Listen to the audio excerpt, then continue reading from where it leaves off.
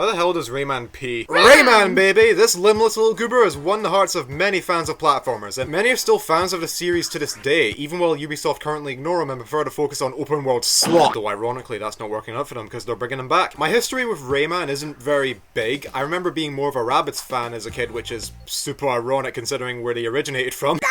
But I remember playing Rayman Origins and Rayman Legends a lot. I was obsessed with Legends in particular. It's one of my favourite games of all time for a damn good reason. I've never played the first game because I've heard horror stories about how the difficulty spikes out of nowhere, but I gave Rayman Redemption a shot, and that is a really good recreation that fixed most of all the problems with the game. Hell, I'm surprised Ubisoft didn't at least pull a Sega and hire this guy to port Rayman 1 to the Switch. Oh, who am I kidding? It's Ubisoft. Why do you expect good from them? But yeah, Rayman 1 did well for the PS1, even though it was a Jaguar launch, but nobody gives a shit about the Jaguar. Bibbidi bobbidi boo, it did well enough to make a sequel. Enter Rayman 2: The Great Escape. Originally released on Nintendo 64 in October 1999.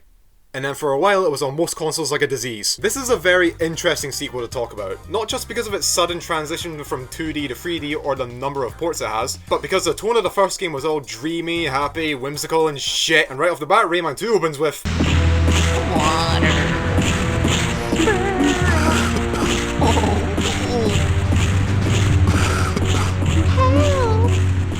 What the fuck? Talk about crazy tonal shift, man. Who at Ubisoft thought it was a good idea to follow up a game that has Bandland as a level to slavery? For God's sake, this game was rated 3+. It's worth noting that even though the game was released first on the Nintendo 64, I will be playing the Dreamcast version because the Dreamcast is keynote and I'm blaming you all for its flop.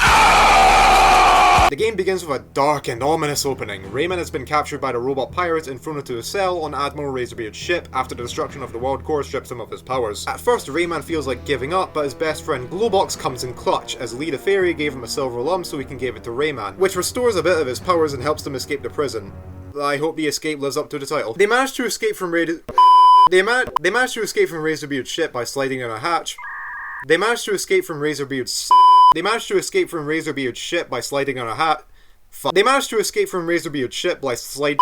They managed to escape from Razorbeard's ship by sliding down a hatch, but Globox accidentally knocks Rayman off the ship and the two get separated. Yay! I did it! Woo! Woo! After crash landing, Rayman now has a goal: to save the world and find his best friend. But we do find Globox kids, and I hate that I did, because now this means someone wrote him! This is already a great start to the game, minus the realization of giant, fat frog sex. But the vibrant, atmospheric visuals and the accompanying music create a sense of the beginning of a grand adventure. With the help of the teen seas you rescued, they give you access to the Hall of Doors, or Map of Doors in a Dreamcast version, and Rayman embarks on his epic quest. Helping you on your quest is the aforementioned Lee, and the series debut of Murphy. Every now and then he will give you hints and tutorials on how the controls and gimmicks work. Also, he sounds like he's a little too close to whispering in your ear every time he speaks.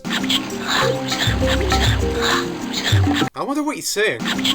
Now, gameplay-wise, let's just say there is a reason this game has been ported like 50 bajillion times. It's really fun to play. The controls are tight and Rayman's jump arc is great, and the level design does a good job at accompanying these controls in physics. It's a little wonky. I mean, I slipped off a lot of platforms leading to my inevitable demise when I swear I pressed the A button.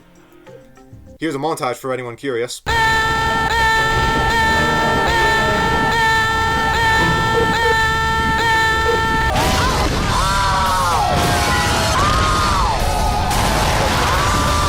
But that's probably a skill issue on my end concerning how tight everything feels. Combat is fine. Like, it's fun, but most of the enemies are total jokes and the strategy is just strafe and spam B to win. Now sure, the camera's a little bit dated, but the game is still aged really well. The levels are a delight to play through as well. None feel too repetitive or boring, and have a good sense of variety to them. You got the usual platforming spiel, then the next could be an on-rails snake ride, a vehicle segment where you ride on a powder keg or a bomb horse, and maybe there could be some puzzles sprinkled about too. Not once does it feel like it's throwing everything at a wall and seeing what sticks. And I also forgot about the little moments in levels where characters briefly help you. Like in one level with a character named Clark and his big wonderful chin, he can break through walls we couldn't get through before. And after saving Globox in one level, he can help clear or create platforms with a little rain dance.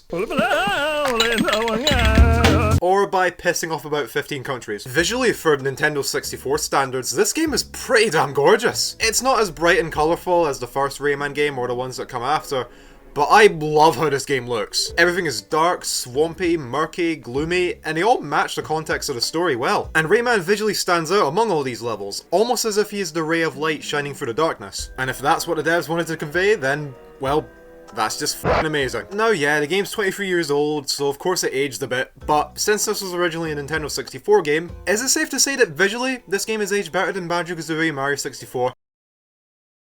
Oh yeah, I forgot, hot takes are automatically bad according to the internet. Another thing I want to mention is the music, because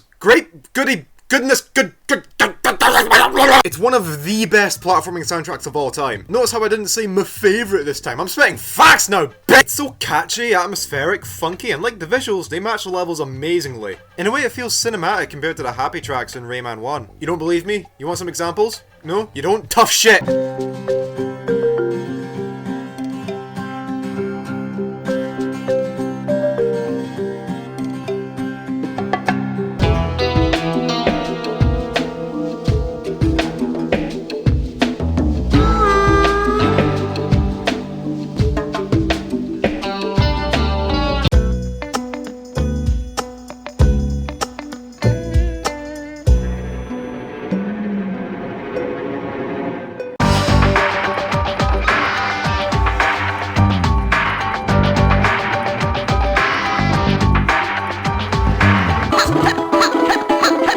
Now do you see what I mean? No? You don't? You're gonna keep exclusively listening to Sonic music? Throughout the game, Rayman gradually regains his powers, including a grapple shot, more powerful orb shots, and proper flight for his helicopter here, which is only useful in one specific level. Alright! Gotta say, my favourite upgrade has to be the grapple shot, because when you jump off the Big Clum, you go flying. No even kidding, you like go real far. Whee!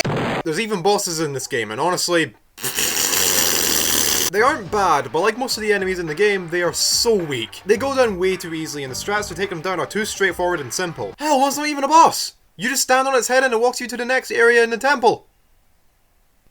Great design! The only really challenging boss was the final fight against Admiral Razorbeard, and that was mostly because of how clunky the flying bomb horsey is, and those homing missiles can suck a big fat old sausage. Fucking Glizzy bit me, yo! Bit you? Fucking Glizzy! Trying to avoid them while trying to maneuver the damn thing makes me feel like I have some sort of skill issue, and I don't like that thought. Please don't see me as an ex-DSP. All the characters you meet along the way are super charming. Glowbox is everyone's favourite lovable fatty. Lee is this mysterious fairy that helps Rayman on his adventure. The Teensies are this dysfunctional group that can't decide who is king. Murphy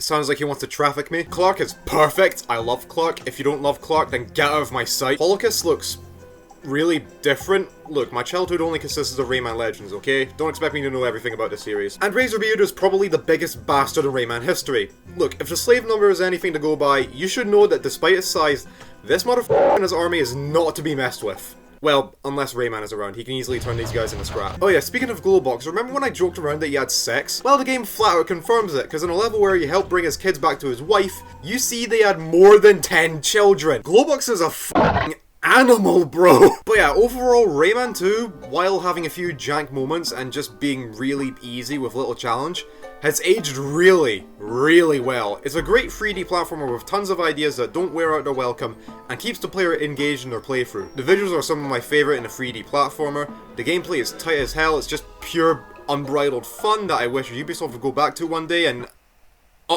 okay, yeah, they are going back to that one day, I forgot about that. I wonder why.